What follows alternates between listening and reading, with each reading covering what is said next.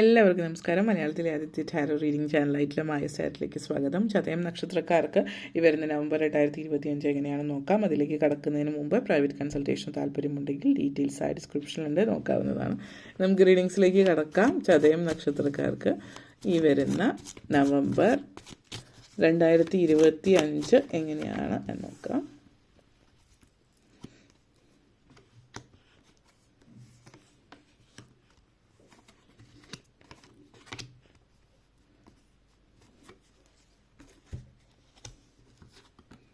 Ten of Wands, Three of Pentacles, Hermit, Three of Swords, Ace of Wands, Queen of Cups.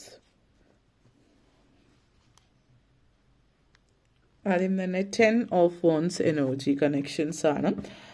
നിങ്ങളെ സംബന്ധിച്ചിടത്തോളം ഈ ഒരു മാസം പൊതുവെ യാത്രകളുടെ സമയമാണ്. ഈ യാത്രകളെന്ന് പറയുമ്പോൾ ഏത് തരത്തിലുള്ള യാത്രയാവാം, വിനോദയാത്രയാവാം, ആത്മീയമായിട്ട് ബന്ധപ്പെടുത്തിയിട്ട് ക്ഷേത്രങ്ങൾ, പള്ളികളിലുള്ള സന്ദർശനം, ബിസിനസ് ടൂറ്, വർക്ക് റിലേറ്റഡ് ആയിട്ടുള്ള യാത്രകളാവും.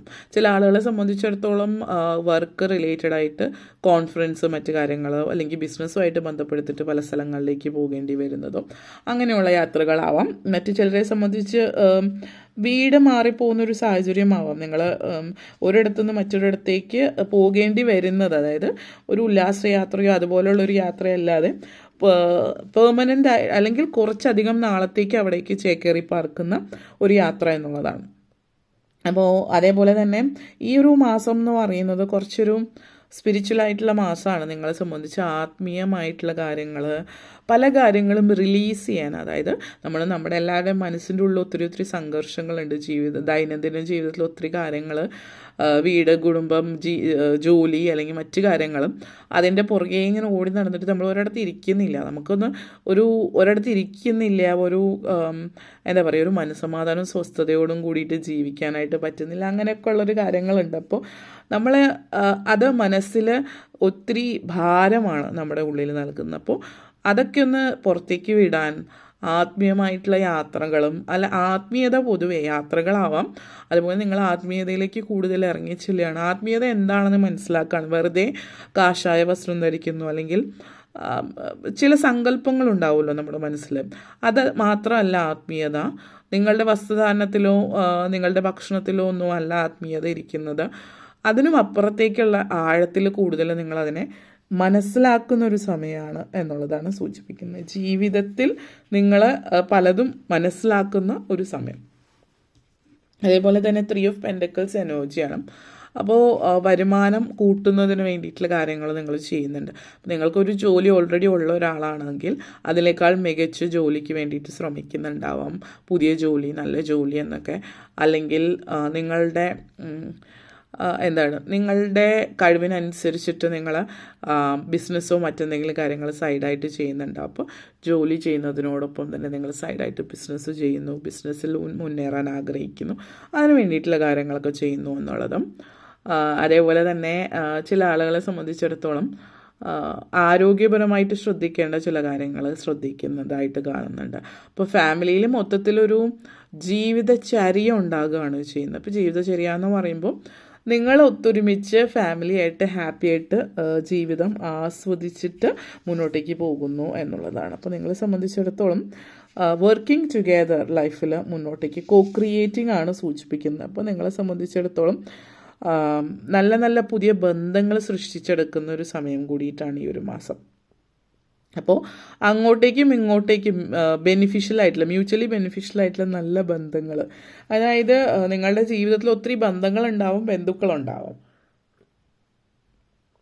പക്ഷേ ഈ ബന്ധങ്ങളൊന്നും തന്നെ നിങ്ങൾ ഒരുപക്ഷെ നിങ്ങളെ അവരുടെ നിലയിൽ കൂട്ടുന്നുണ്ടാവില്ല. നമ്മൾ ബന്ധങ്ങളെന്ന് നമ്മൾ പറയുമ്പോൾ പൊതുവെ ആളുകൾ ചിന്തിക്കുന്നതെന്ന് വെച്ചാൽ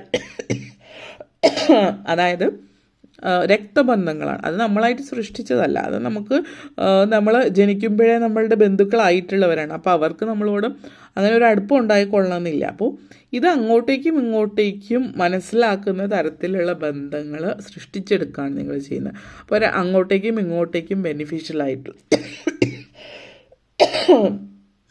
അപ്പം അങ്ങനെയുള്ള ബന്ധങ്ങൾ സൃഷ്ടിച്ചെടുക്കാൻ പറ്റുന്ന ഒരു സമയം കൂടിയിട്ടാണ് ഈ ഒരു മാസം.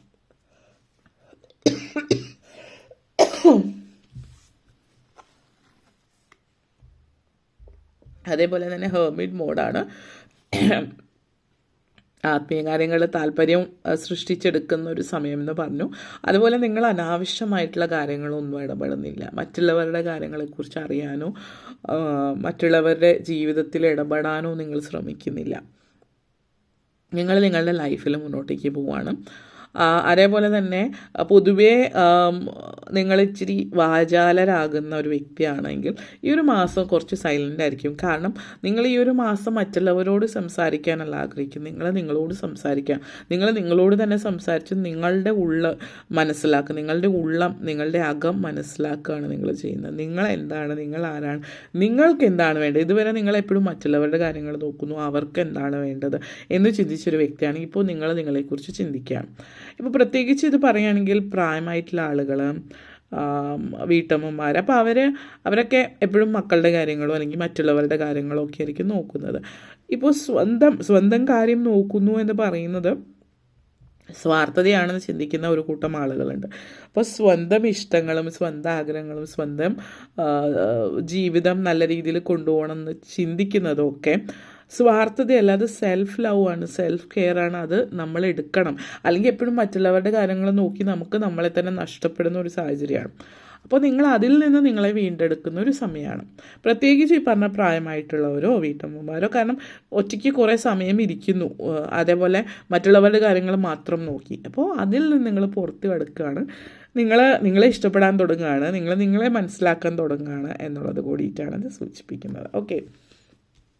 അതേപോലെ തന്നെ 3 ഓഫ് സോഡ്സ് എനർജി കണക്ഷനാണ്.